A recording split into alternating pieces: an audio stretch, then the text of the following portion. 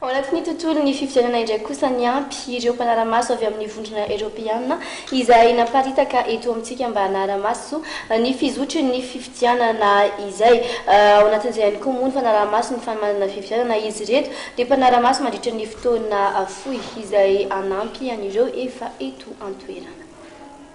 20 ireo mpanaramaso ny fifidianana miasa mandritra fotoana fohy avy amin'ny vondrona eropeana niparitaka manerana Madagasikara nanomboka androany maraina.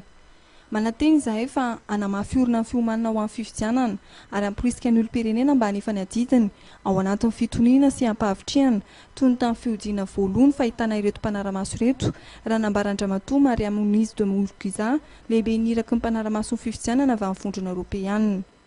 Toy ny efa nataony tamin'ny fiodiana voalohany dia manaramaso ny fanomanana sy ny fisotro fifidianana manontolo niraky ny vondrona eropeana.